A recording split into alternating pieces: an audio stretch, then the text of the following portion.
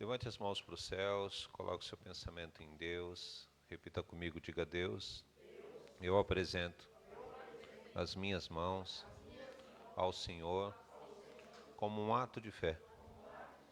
E eu peço que o Senhor venha tocar nas minhas mãos com brasas vivas do seu altar e tire de mim tudo que não agrada ao Senhor, em nome de Jesus. Coloque as mãos sobre o seu coração, com seus olhos fechados, e peça de acordo com a sua necessidade, aquilo que você vê em sua vida. Peça para Deus, fala: Deus, visite o meu coração nesse momento, meu Pai, e tire de mim, Senhor Deus, o que não te agrada, para que eu possa, Deus amado, permanecer firme em tua presença, que eu venha me consolidar em ti, Senhor meu Pai. Meu Deus, que existem coisas no meu coração que são sementes demoníacas que podem gerar, meu Pai, um desvio, meu Senhor Deus amado, da minha conduta, da minha comunhão com o Senhor.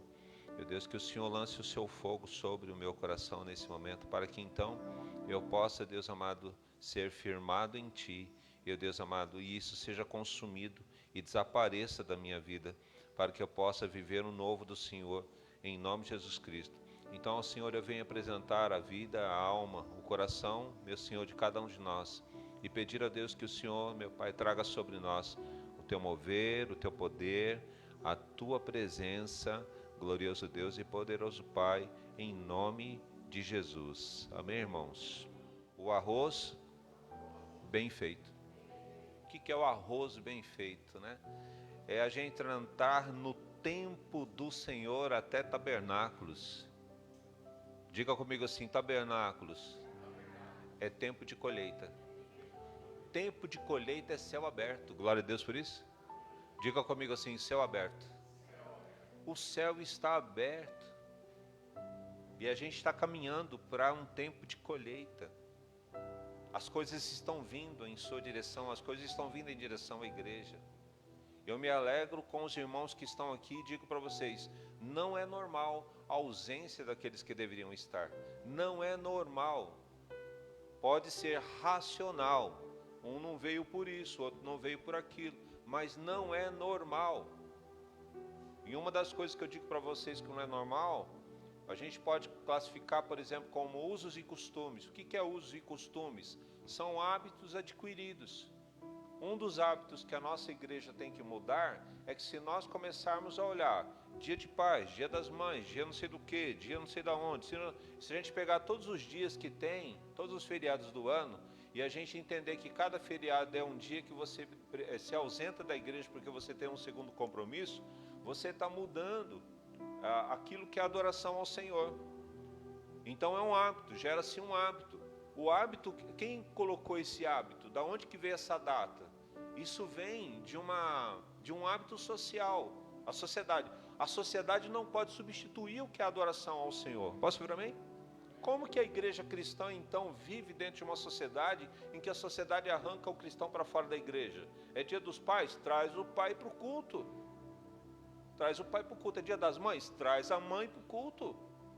É dia do amigo? Traz o amigo para o culto.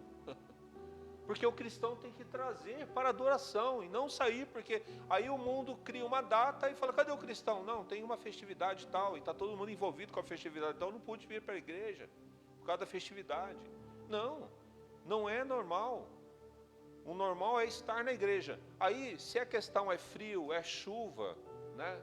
Sol não, porque a gente faz o culto à noite, né? Mas se nós formos olhar frio, chuva, calor, aí você pensou se a gente começar a classificar? X feriados, não vamos para o culto. X tempo de chuva, não vamos para o culto. Quantos cultos então nós estaremos presentes? Então não é normal. Dá para entender o que eu estou dizendo a você? Não é normal. Mas eu me alegro com os irmãos que estão aqui. E aí aquilo que eu estava sentado ali, Deus disse para mim: a igreja tem um coração, porque se nós somos corpo, Jesus é o cabeça, a igreja tem um coração, sim ou não? A igreja tem um coração. Quem faz o coração bater é quem está presente na igreja. Se não tivesse ninguém aqui, de repente estava tendo um ataque cardíaco. O coração estava parando, né? Então assim, nós somos o coração da igreja, glória a Deus por isso. Nós somos o coração da igreja, nós estamos aqui, nós estamos vivos. E eu me alegro com cada irmão, né? E você fala, como é que a gente muda o hábito? Mudando nós precisamos mudar, nós temos que mudar. Para que os outros olhem para nós e falem, por que você é assim? Aí você vai explicar por quê. Aí os outros começam a mudar. Mas a mudança começa através de nós. E hoje nós vamos falar um pouquinho sobre mudança. Porque um arroz bem feito é um arroz que você, dentro do cozimento do arroz, você sabe quando ele está bom para você se alimentar, sim ou não? Assim é a linha do tempo da colheita. A gente está indo para o tempo da colheita. Tabernáculos é tempo da colheita. Posso ver amém?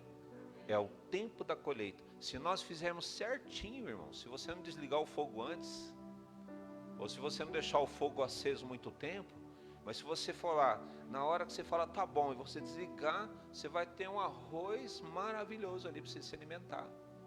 Assim é o tempo da colheita. O céu está aberto para que a gente venha ter o tempo da colheita. Glória a Deus. E aí vamos à revelação que o Senhor me trouxe. Olha o que o Senhor me trouxe. É uma palavra de profundo, mexe com o profundo do nosso ser. Diz assim a palavra do Senhor. Profeta Oséias capítulo 2, verso 14. Portanto, eis que eu a atrairei, diz Deus, e a levarei para o deserto, e lhe falarei ao coração, e lhe darei dali as suas vinhas, e o vale de Acor, por porta de esperança. Será ela obsequiosa como nos dias da sua mocidade, e como no dia em que subiu da terra do Egito. Naquele dia, diz o Senhor, ela me chamará, meu marido, e já não me chamará, meu Baal. Vamos parar aqui, no verso 16. Quem é aqui? Deus, ele fala sobre um amor que gera liberdade de ser. O amor de Deus gera em você liberdade para ser. O Senhor acrescenta na sua vida e não é Red Bull, mas Ele te dá asas. Amém? Para você crescer. Para você crescer. E só que o Senhor, Ele traz uma palavra que mexe com o nosso brio.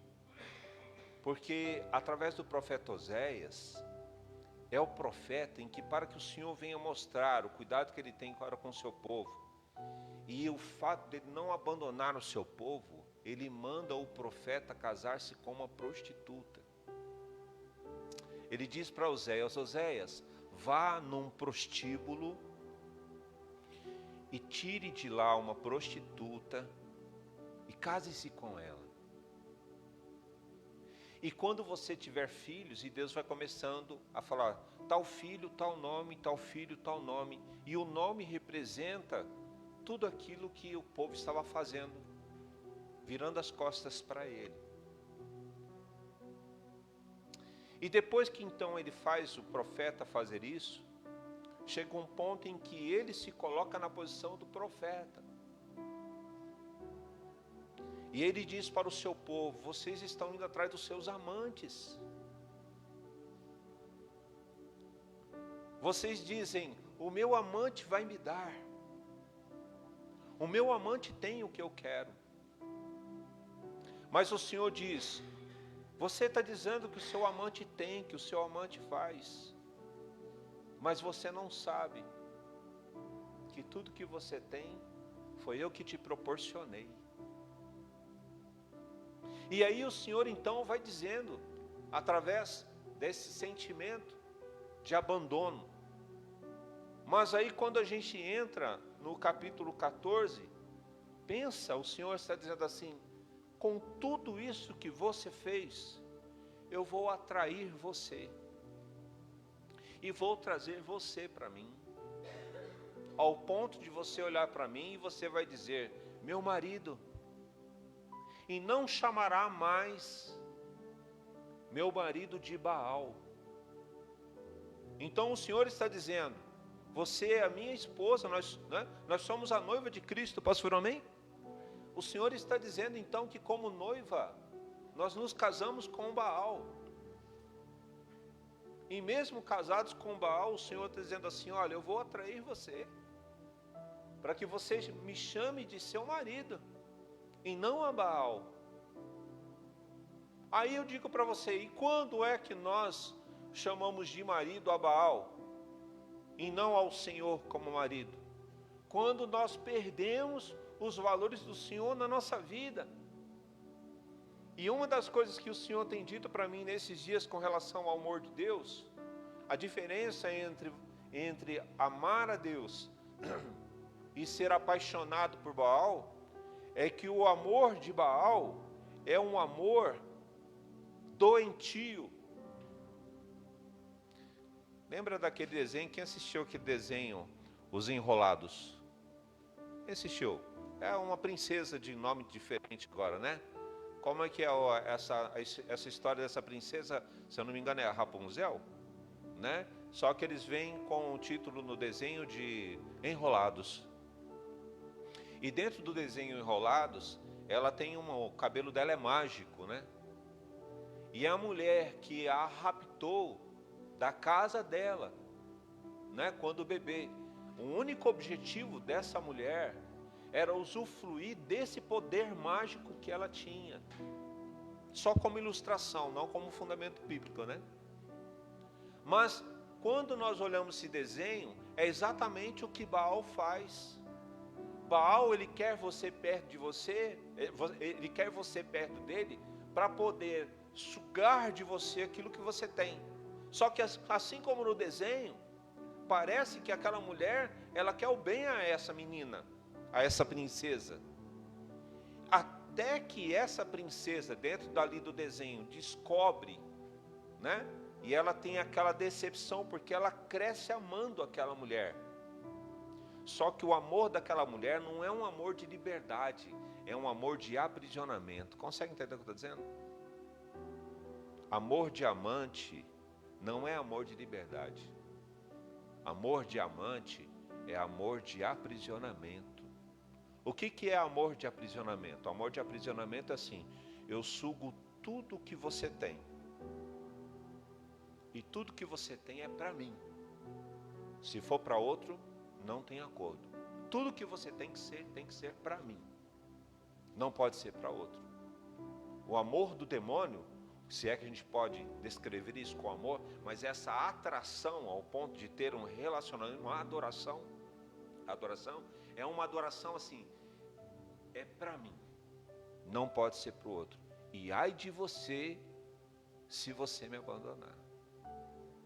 Porque na hora que aquela menina descobre dentro do desenho, aquela mulher então quer matá-la. E o amor de Deus? O amor de Deus é assim, cresça e vá. Você não quer ficar perto de você não quer ficar perto de mim, mas eu não vou tirar aquilo que você já recebeu.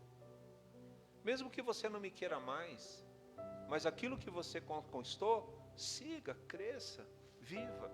Porque o amor do Senhor é o amor que a própria palavra diz, que a palavra do Senhor é a palavra que liberta. Posso ver amém? É uma palavra que liberta. Quando é que nós perdemos o tempo da colheita? Nós perdemos o tempo da colheita quando nós perdemos a nossa adoração. Quando é que você perde a sua adoração? Você perde a sua adoração quando você passa a ser amante do diabo. E quando é que a gente é amante do diabo? Quando os valores do diabo fazem parte do nosso caráter. Quando os valores do diabo fazem parte da nossa essência, do nosso ser. Quando existem coisas dentro de nós que não estão de acordo com a palavra, mas nós não queremos mexer. Ou nós não enxergamos, mas está dentro de nós. E quando você recebe essa coisa contaminada do diabo, você passa a ser parecido. Se existe algum tipo de egoísmo dentro de você, você tem que ter cuidado, porque isso aí pode ser uma semeadura maldita que pode gerar um desvio na sua vida cristã. E você pode correr o risco de perder tudo que você está conquistando. Consegue entender o que eu estou dizendo? Se o seu coração não for um coração aberto, para que o Senhor venha construir o seu caráter. Você fala, mas o meu coração já foi construído. Não foi. Não existe nenhum cristão com o coração construído. Todo cristão está num processo, como diz o apóstolo Fábio Abud. É tudo um processo. Então você está dentro de um processo de construção. Se você parar e você pensar assim, a minha construção já aconteceu. Pelo tempo que eu estou na igreja, a minha construção já aconteceu. Você está começando a receber semeadura do diabo e você corre o risco de perder tudo que foi construído. Porque parece que a vida está boa. A conquista que você tem, de repente você tem testemunho de cura, você pode ter testemunho de libertação, você pode ter testemunho de prosperidade. Você pode ter testemunhos pessoais, coisas pessoais, e você fala, com tudo que eu vivi com Deus, com todos os testemunhos que eu tenho, então daqui agora é só viver aquilo que eu recebi, como se fossem, isso se torna águas paradas, porque o correr das águas correntes já não consegue mais alcançar seu coração. Então você não tem mais mudança, não há mais construção em você. Se não há mais construção em você, uma das coisas que vai acontecer contigo, você vai se tornar egoísta. Porque você vai perdendo os valores. Para que você possa realmente adorar a Deus e não a Baal, você tem que viver tudo aquilo que o Senhor quer que você viva. Você tem que ser como Deus quer que você seja. Porque Baal, ele fornece, ele também te dá coisas dentro da limitação dele, mas Baal também dá coisas para nós. Mas nós não podemos trocar aquilo que Baal dá daquilo que Deus nos dá.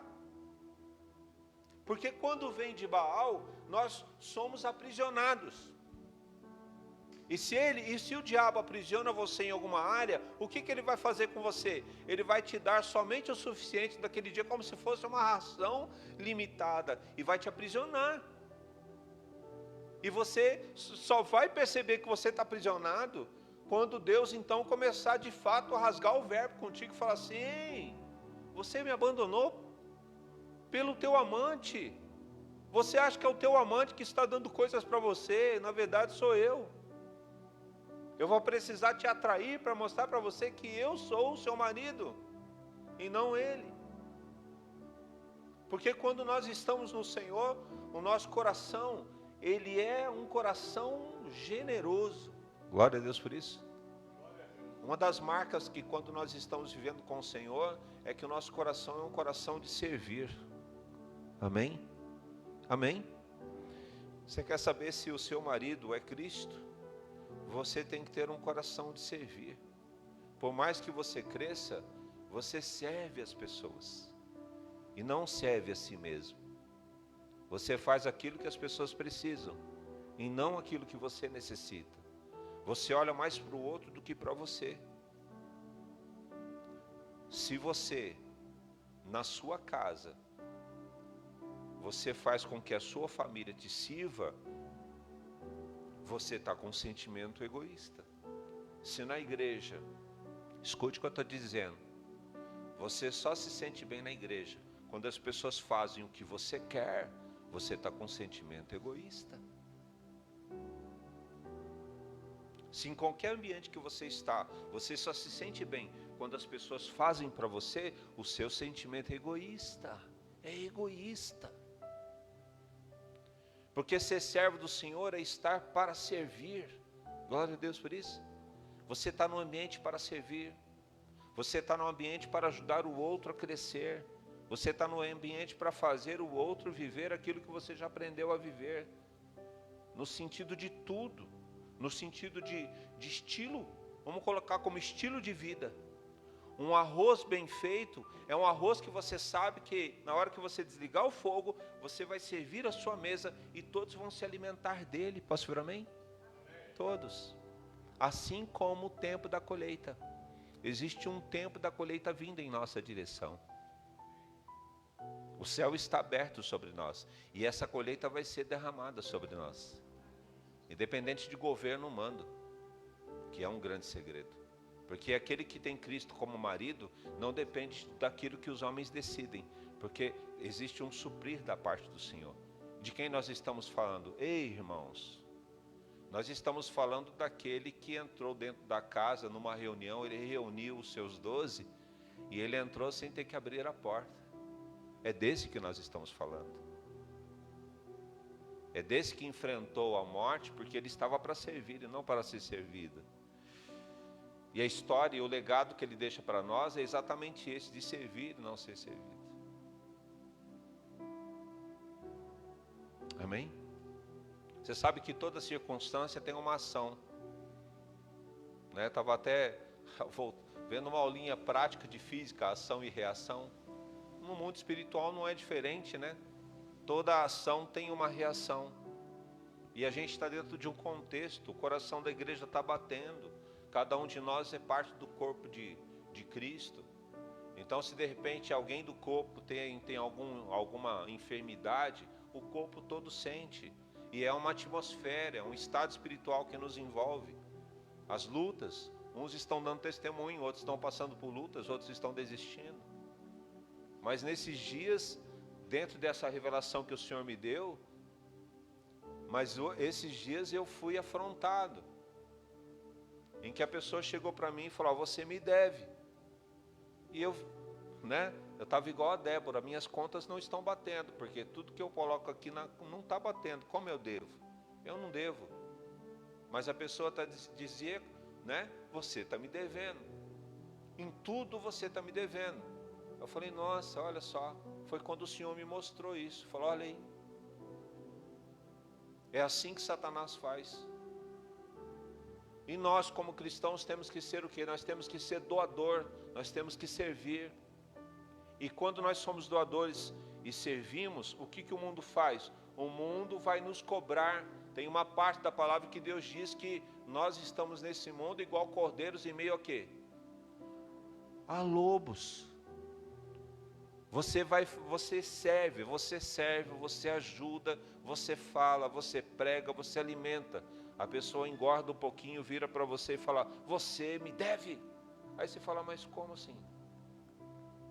Agora, se você se dobrar ao mundo, você vai querer cobrar e você vai querer dar ao outro exatamente o que você está recebendo. Mas se o outro só está trazendo aquilo que é Baal, você não pode entregar Baal para o outro. Consegue entender o que eu estou dizendo? Você não pode inverter os seus valores porque os outros lá fora não têm os valores que você carrega. O que nós precisamos? Manter os valores. Você precisa manter os valores. Daquele que se reuniu numa casa com os seus sem entrar, entrou pela parede. É sobre esse que nós falamos, sobre esse que veio para servir. Estamos aqui porque cremos nele. Estamos aqui para aprender a não sermos egoístas. Estamos aqui para aprender a não cativarmos amantes. Você não pode ter amantes na sua vida, porque o seu Senhor, ele tem que ser único na sua mente. O seu Senhor, ele tem que ser único nas suas emoções, na sua forma de falar, na sua forma de ser entre as pessoas, e rompendo com os seus limites, porque quando o Senhor entra na sua vida, Ele entra para você romper limites. Se você olha aqui, Oséias, quando Deus começa a dizer: eu vou atrair e vou trazer você para mim, você vai me chamar de marido, e aqui na sequência Ele começa a dizer: e aí eu vou abençoar você, eu vou te dar terra, vou te dar vinhas, vou te dar tudo. Então, quando o Senhor entra de fato na nossa vida, Ele entra para que nós venhamos crescer, para que nós venhamos viver. Mas tem que ser dentro do estilo de vida de Deus, e não dentro do estilo de vida que as pessoas têm aí fora. Glória a Deus por isso. Amém. Que nessa noite, com os céus abertos sobre a sua vida, que você venha olhar para o Senhor e dizer para o Senhor: Senhor, eu tenho vivido em meio a amantes, ou eu tenho vivido somente para o Senhor? Amém? Porque um nazireu é aquele que se dedica totalmente ao Senhor. Um nazireu não toma bebida alcoólica. Por exemplo. Porque é nazireu. Ah, mas se existem cristãos que tomam, como existem cristãos que não acreditam no dízimo. Mas você precisa conservar aquilo que o Senhor já te deu por revelação. Se afaste daquilo que não é o Senhor. Se afaste daquilo que não é Deus na sua vida. Não troque aquilo que você tem conquistado por aquilo que é vulnerável. Porque você pode colocar tudo a perder. Glória a Deus por isso. Amém? Fique de pé no seu lugar. Aleluias. O pessoal do louvor puder me ajudar, por favor. Eu vou pedir para você nessa noite. Você vai pedir para o Senhor. Você vai clamar ao Senhor. Porque uma coisa que eu tenho aprendido, irmãos, é que todo e qualquer sentimento dentro de nós, a gente só de fato conhece quando o Espírito Santo nos mostra. Porque uma das coisas que eu tenho refletido, ainda estou dentro da palavra do apóstolo André Davi, em Itapevi, quando ele fala que no púlpito a gente tem que ter o ensino, mas a gente também tem que ter a revelação. A gente não pode ficar só no ensino, mas tem que ter a revelação. E é uma das coisas que eu sempre busco colocar para os irmãos. Se você não tiver a revelação da parte de Deus, só aquilo que falamos não é suficiente para você. Sabe uma coisa que eu vou pedir para você? Que você não preste atenção no aspecto físico da igreja e nem na reação do irmão que está do teu lado, porque é um grande erro também. É desperdiçar tempo. Você já chegou até aqui, agora você vai ficar observando quem sabe o externo. Não observe o externo, observe a sua alma. Louve a Deus porque você está aqui. Mas peça para Deus para você permanecer aqui. Porque nós não sabemos o dia de amanhã. Não sabemos como que vai ser as nossas lutas amanhã. Mas que de todas as lutas que você venha a travar, que a sua mente não mude, que o teu comportamento não mude, que os teus valores não mudem, muito pelo contrário, que você se aprofunde naquilo que é o Espírito Santo, que você rompa em fé na sua vida cristã, que você consiga se aprofundar naquilo que é o Senhor. Irmãos, tem cristãos que a gente conversa que dá, assim, se não vigiar, você perde o horário, porque é bom de conversar, porque são palavras que vêm como águas do trono, que vão fluindo somente o que é reino. Mas eu confesso, os irmãos, tem irmãos que a gente conversa que dá uns 5 minutos da vontade de ir embora, porque, meu Deus, não se aproveita nada do que se fala, não se edifica em nada do que se fala. Então olhe para você, veja qual é a fonte de água que há dentro de você e a fonte de água que você quer que flua de dentro de você. Olhe para o Senhor, fala: Senhor, traga sobre mim o seu viver, a sua presença, em nome de Jesus Cristo. Feche os seus olhos, peça ao Senhor pela sua vida, peça ao Senhor pelo amor que o Senhor tem, que você tem por Cristo, o seu relacionamento com Cristo, o seu casamento com Cristo. Aleluias.